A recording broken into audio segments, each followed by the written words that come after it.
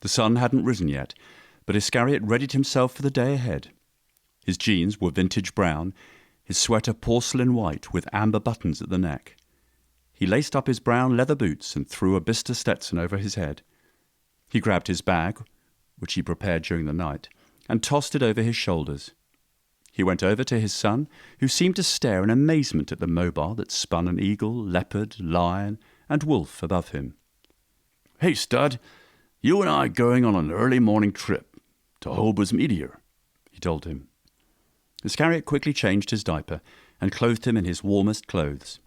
The outer shell of Hans's onesie was a breathable nylon, and comforting him inside the shell was the warmth from the fur of an Arctic fox.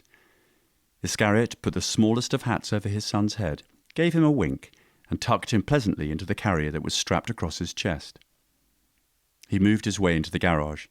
The beige concrete floors were waxed in a gloss. Hundreds of bulbs hung down from the ceiling on strings and lit the room with a soft, rustic glow.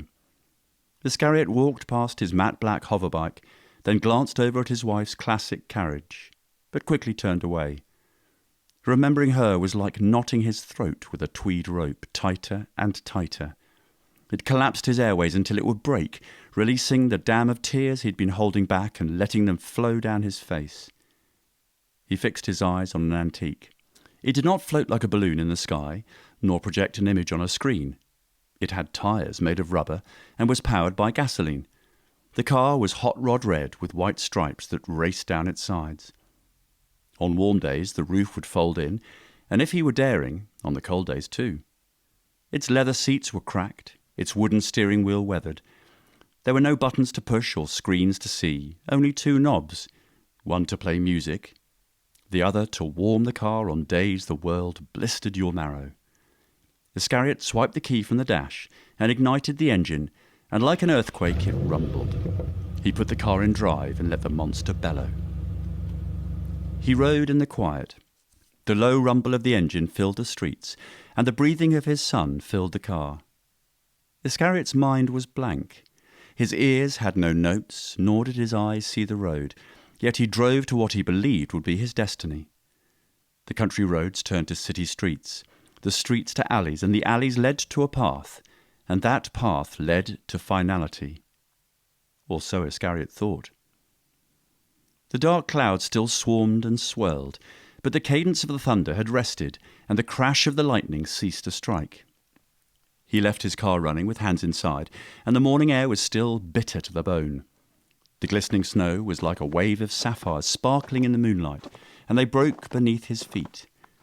He came upon the stone and saw the pool of metal swimming within it. It seemed to be alive as it spiraled about, holding a hammer firmly in its place.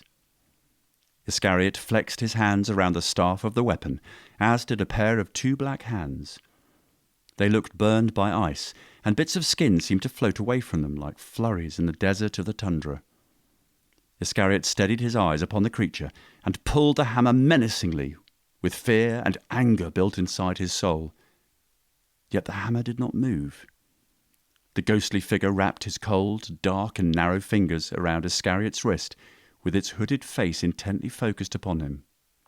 Iscariot reached for the throat of the cloaked eidolon, but like the wind he could not grasp it. His eyes darted, struggling to find the phantom in the gloom of the early morning sky. Then his ears heard it. It sounded like the crackle of the radio, and Iscariot turned towards the sound. The revenant took its long fingers and screeched them across the hood of the car. Iscariot's mind filled with boiling rage. "Get away from him!" Iscariot's voice was harsh and commanding. He grabbed the sidearm from his thigh and began firing, but, as before, the spectre drifted in the wind. The click of the trigger sounded until the clip was empty. Iscariot ran to his son, whose cries struck his heart and brought him down to earth. He held him in his arms until his cries were soft coos and dried his tender cheeks. "I'm sorry, Hans. I'm so sorry," he told him.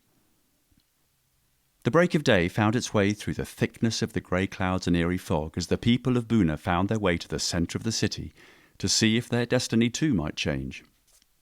Iscariot stayed and watched the citizens of Aontu struggle just as he did, to suffer the agonizing fate of despair.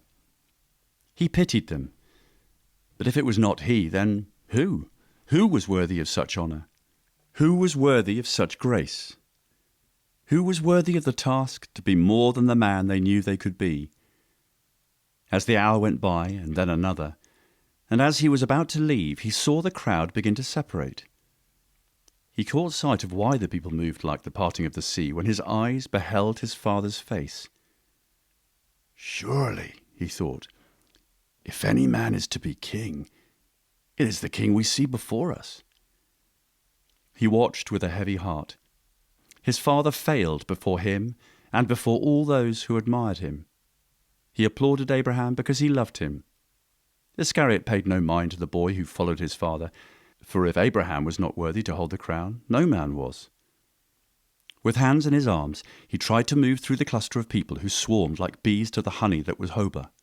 Before he could reach his father, the buzz of the crowd hushed as his brother walked towards the hammer of providence. The small beat of a drum could be heard in the distance, and all eyes were focused on Robert, the son of the king. Iscariot's eyes did not leave him, and like so many others, Robert placed his hands upon the hammer and bellowed as he pulled it from its stubborn captor. And like an object hitting still water, the crowd rippled in acclamation. Fire sticks rocketed in the air, illuminating the sky in a blaze of sparkling light, and a chant clamoured through the amphitheatre. "Hail Robert! Hail Robert! Hail Robert!" Iscariot felt the rage boil in his blood. His eyes sharpened, and his heart grew cold. Jealousy consumed him. How can a man have such good fortune, and I have so little? He thought. Iscariot tried to leave without being noticed. His clouded mind was in no mood to praise his brother, but as he tried to move away, the people around him seemed to flow like a current, guiding him closer to Robert until suddenly he stood before him. His sly tongue spoke few words of praise to his brother before he slithered back to his car. He sat there in his roadster, with hands resting in the back, and set his head against the wheel. It was as if every grain of sand in all the world's deserts was a fracture in his heart. He could accept not being king of the free world, just as he could acknowledge a new king to govern over it. But he felt as if no matter how bright he shined, his brother's radiance would steal the gaze of the love and devotion Iscariot so badly desired. Iscariot put the car in drive, and his frozen heart began to melt. He felt ashamed, embarrassed by his failures, to let his wife die, to have his son grow up motherless, to not be the man she always thought he could be. Iscariot's mind weaved like a web of all his misfortunes, all his struggles, all his grief, and there he vowed as he sat in his drive, with the grumble of the engine shaking his body, that he would be more the man she dreamt of, and not a soul would stand in his way.